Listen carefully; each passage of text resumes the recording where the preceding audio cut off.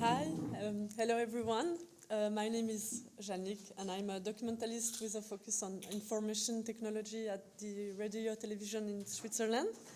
I'm happy to be here today to present how we implemented the speaker recognition service at the RTS and how documentalists were included to help the development of this tool.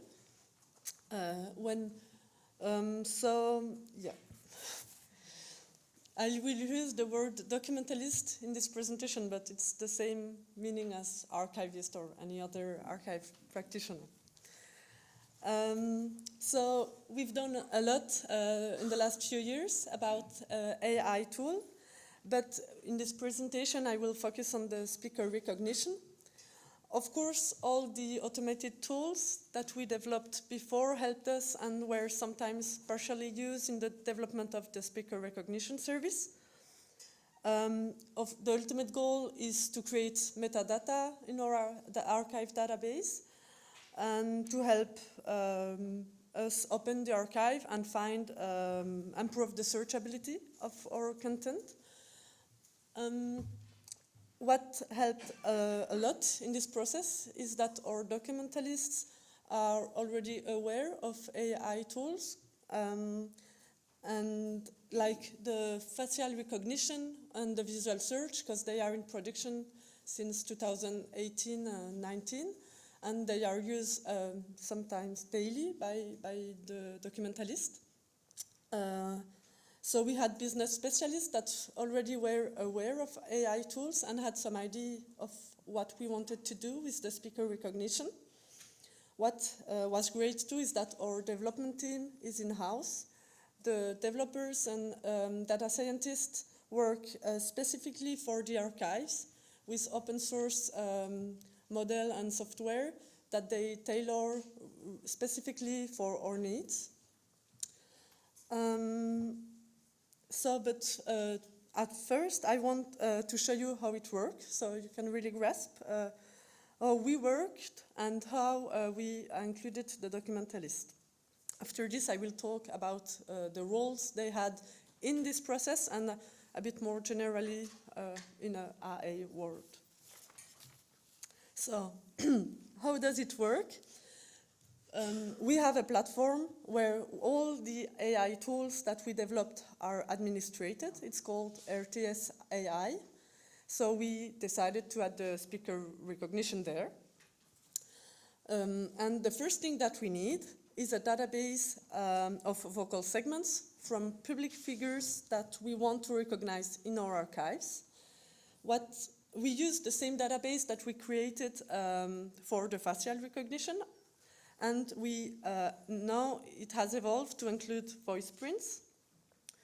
This database is connected to our thesaurus, to our person thesaurus. And this one is also administrated by expert thesaurus experts. We can see that we can search the people that are in our thesaurus from this page with different filters, like the gender or the name. Then we can go in the profile to manage it and see if there's segments or not in it and everything. For example, we can search, we see the profile of Emmanuel Macron that we have in our person database. So, as you can see, we have some general information with the name of the person, his gender, and some general information. We have some photographs that are used for the facial recognition, but we also have vocal segments with his voice on it. These segments that are in his profile are used to match the voice of Emmanuel Macron with the voices that are in our TV or radio programs, so we can identify him. We can listen to the segments directly from this interface to check if it's really his voice, but we are quite sure of it because it's the documentalist that adds the segments in the profile. The segments we had come only from our own video or radio archives. Here we have both of them. We have some broadcast news or radio news. And when we have both photographs and vocal segment, it means that the profile is complete and that we don't have any more work to do on it. Currently, we don't have a minimum or a maximum of segments that we have to add to a profile, but the more there are, the better the algorithm will work. What is important is that the segments come from different programs and not only from one, and from several situations, like the voice outside, in the studio, by telephone, so that we are sure that they are recognized, that the recognition work well. After the first tests, we saw that we can recognize a person even if he doesn't speak in the same language as the one that we have in the profile, because we have some politicians in Switzerland that sometimes speak in German, and they were recognized even if the segments are only in French. So yeah, we can, currently we have 1,115 public figures that have voice print in their profile, but we still have to add a lot and to manage a lot of profiles that still have nothing in it, and it takes really a lot of time to manage this database. So how can we manage profile in this database by adding or deleting vocal segments? So to delete, it's really easy. It's from the profile directly, where we can delete them by using the minus symbol that we have for each segment. To add segments, we work on a page where all the results of the speaker recognition are displayed. We can search for all the media that were processed by the algorithm there.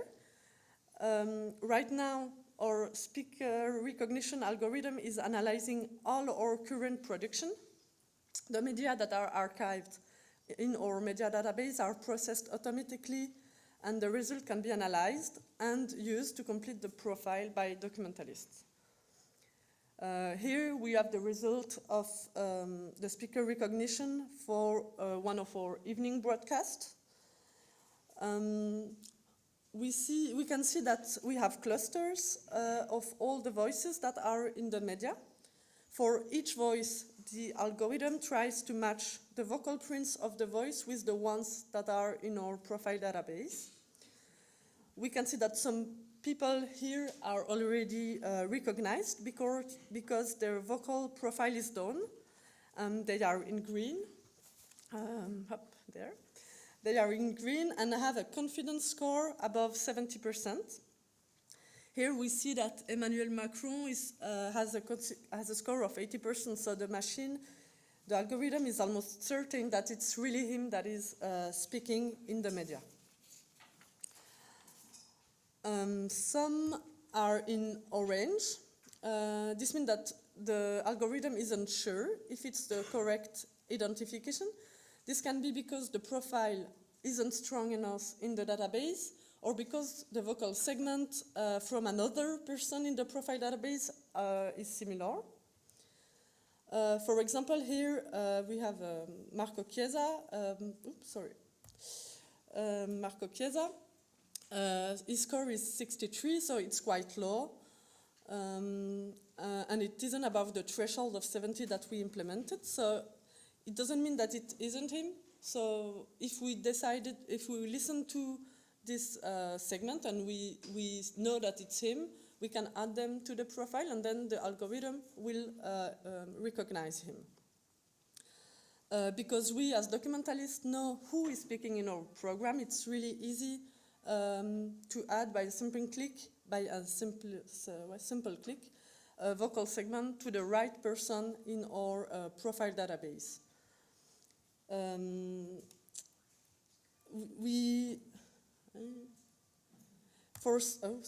For some person, we don't even have a proposition. We just know if it's a man or a woman. It's because there is really nothing in the profile database that is similar.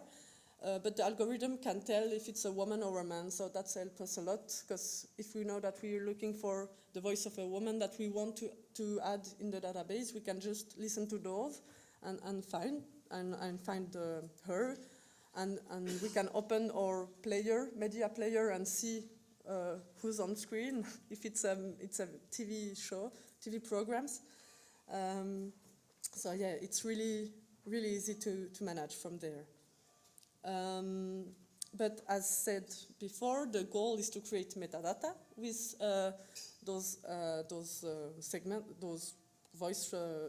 this service. So when someone is recognized and identified by the speaker recognition algorithm, we decided to export in our archive database only if the score is above 70, and if the person is speaking for 4 seconds or more. And then we create a sequence where the name of the person that is recognized is in the description field, and with the keyword from our thesaurus person in the keyword, so that we can find this sequence using full text recognition or thesaurus search. Moreover, segments are created where the identified person talk. We can see in this example that I have a sequence for Emmanuel Macron, and that is speaking at 2 different places in this media. Between those 2 places, there are 10 seconds where other people are speaking, so we decided to create 2 different segments.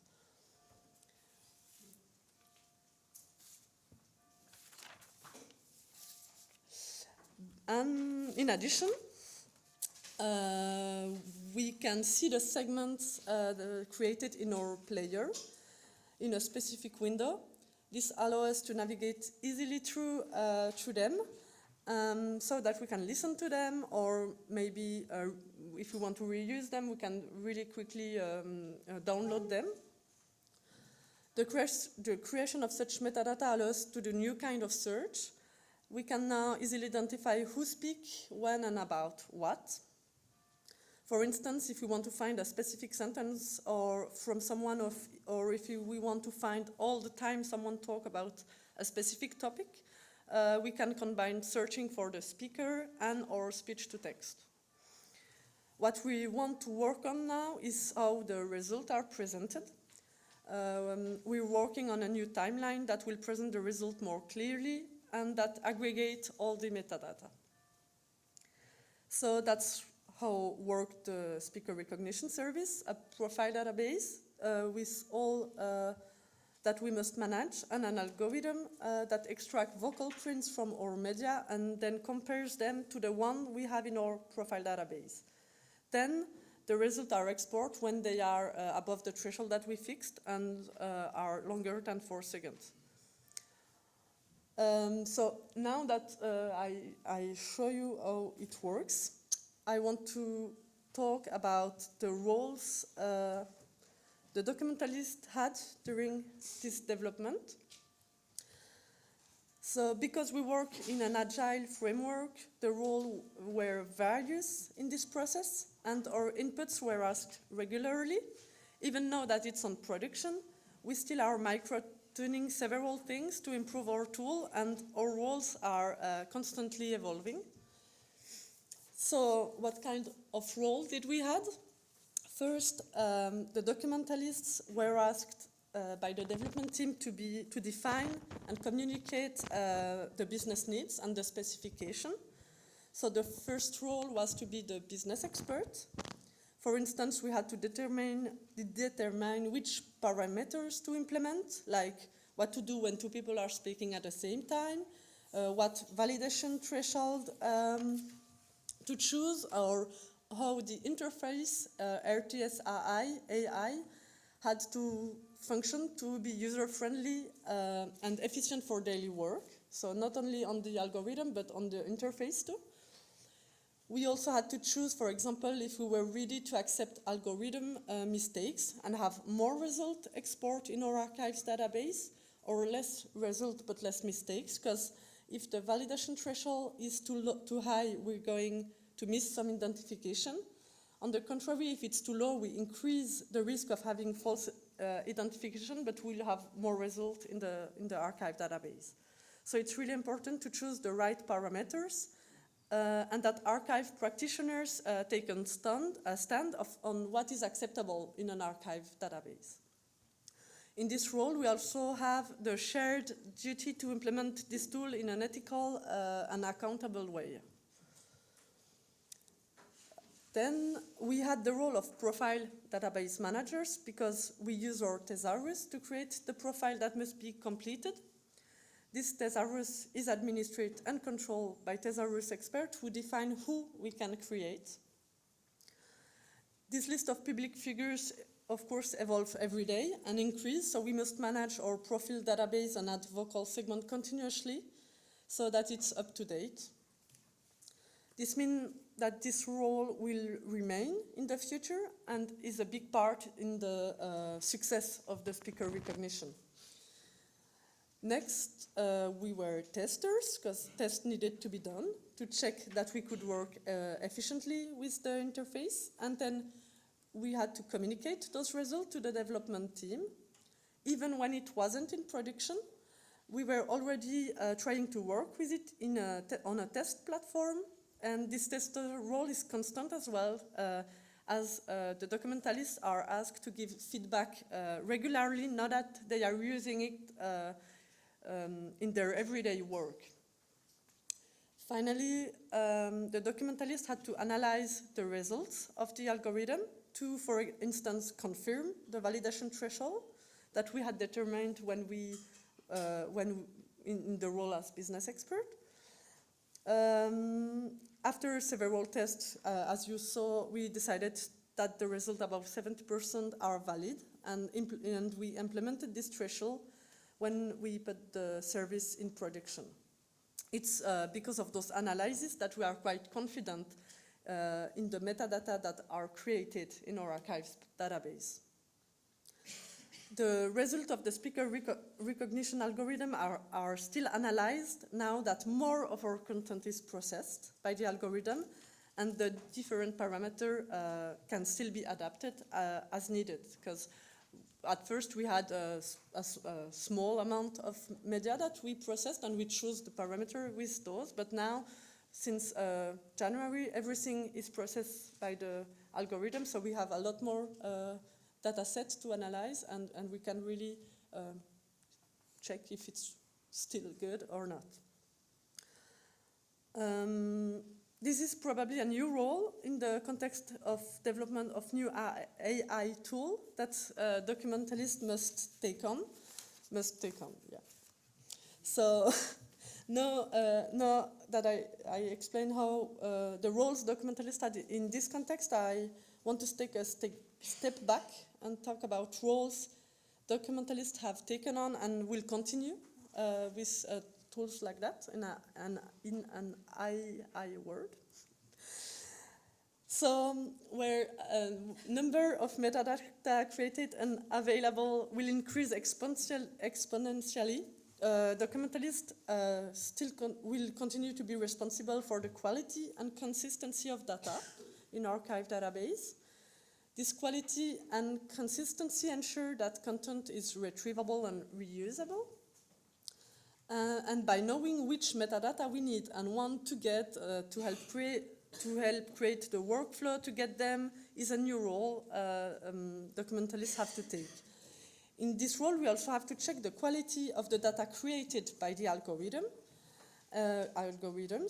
Even if the process are automatized, it doesn't mean that we don't have anything to do. All the AI tools need to be administrated and are used as assistants, not to replace us. So we still have a big responsibility about quality of metadata. In addition, documentalists will remain the experts of the collections for which they are responsible, and they are key partners in identifying where and in which use cases it's interesting to develop AI tools. Who better than the people closest to the archive to identify where the help of AI can be beneficial. In this role, it also involves the creation of reference dataset that needs to be used to train the algorithm. Those datasets must be representative of our archive collection so that we can identify various use cases and train our algorithm on those data. By adding enriched metadata to select content to flag media in our database, documentalists will still be indexer. For example, when there are several media about the same event or topic, the documentalist will know which one is the better one or the most detailed, and it will be able to add indexing metadata that are of higher value and will help highlight and give weight to those content.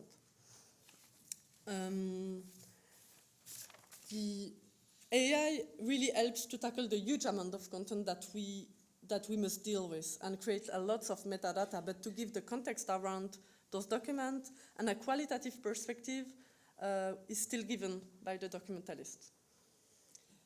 Finally, a new role to ensure an ethical framework for our AI tool has been created in our service to be able to respond to legal and business inquiries and to check the impact of such tool on our profession. We are writing a charter to guide us and to regulate the creation of new AI tool with rules and principles. For instance, we're indicating that the origin of the data is from an AI or if it's from a human, to really know what we have in our database and from where it comes. We also wrote a user term agreement for our AI platform RTS AI that all users have to agree to. This ensures that those tools are used responsibly. And to conclude this presentation, I want to talk about the various challenges and opportunities that archive practitioners face when AI tools are implemented. Because we faced some of them when we developed the speaker recognition. So coming to grips with this tool can be a challenge and requires basic technical knowledge. Some documentalists need small training or support materials to better understand these tools and to be key players in this world so that they are able to express what they want and why they want it, how they want it. Moreover, some activities have been carried out in the same way for many years, and we noticed that it can be difficult to integrate new habits into one's daily work. For instance, the management of the profile of the profile in the people database must be done regularly, so that documentalists feel at ease when working on it and integrate it in their daily work. Otherwise, it's quickly forgotten, and they do as they did it before. In addition, documentalists have expressed the fear of becoming obsolete. We try to reassure them by presenting new activities that are created by including them in discussion about the evolution of the profession and the evolution of documentary practices. And by having discussion about AI and ethics, it allows people to express their fears and concerns, and we can work together on the best and ethical way to create and integrate those when we are building them. Our documentalists are also concerned about the quality of automatically created metadata. Of course, it can happen that the algorithm make mistakes, and it's sometimes difficult to find them in the mass of content that is created. But according to our first analysis, we have little error because the threshold we choose are of good quality. But if there's mistake, and we see mistake, we can report them by using RTS AI to the development team, and they take them into account to improve the algorithm so that we still train the algorithm with those feedbacks. Of course, we can correct the data that are wrong in our archive database. Another major fear of documentalists was that they will lose the knowledge of the collection if the indexing work is partially done by AI tools. So we are currently thinking about new policies to keep the knowledge of the collection, even by reducing the manual indexing tasks. Until now, so we have combined viewing or listening to archive with indexing of document, because it's the viewing and listening that really help us to know our collection. So now we want to combine those viewing or listening tasks with other activity, like with the valorization of archive or with the enhanced indexing work to really weight the content of our archive. But we didn't just face challenge, but some opportunities as well. So last but not, let's take a look at those opportunities. Thanks to AI tool, we were able to reduce the time we need to index our content. This allows us to free up time for other tasks of higher value or tasks that are new. Moreover, AI and automated tools can process a lot of content automatically and very quickly. We archive a huge amount of TV and radio programs, so we couldn't process them manually anymore. So by using those new tools, we ensure that they have metadata on them and that they will be searchable and retrievable in the future. Then, by using those tools, we create a lot of new kind of metadata that can be used to create data analysis report on our content. For example, we now provide graphs that show gender or political party representation on our archive. Using the speaker recognition or the facial recognition, it's still in between. Those are important to assure the quality of our production and are of great value to know the quality of the data we archive. And this provides to us documentalists a new look in our archive and a new perspective on what we have in our collection. Finally, we work with a development team composed of professions that we are less used to dealing with. This team is in the same department as us. This team is in the same department as us, so by taking part of those development, we improve the collaboration and learn to communicate with each other, because we use different language and terms. These offer opportunities for documentalists that can be part of new activities and have a word early in the process of building new tools so that those are designed specifically for our needs. So by helping create new tools and being proactive, documentalists and archivists can help design them so they have the level of quality that we want and that we need in archive. So new technology forces us to evolve, but there still will be lots of work for us to do on our archive collection. So by integrating and adapting, we are sure that our archive will always be accessible. So, yeah, that's it for me. Thank you.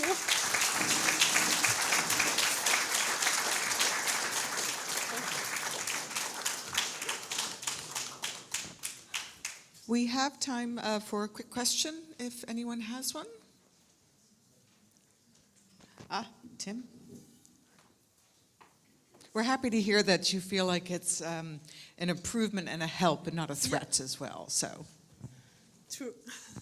Thank you. Very impressive.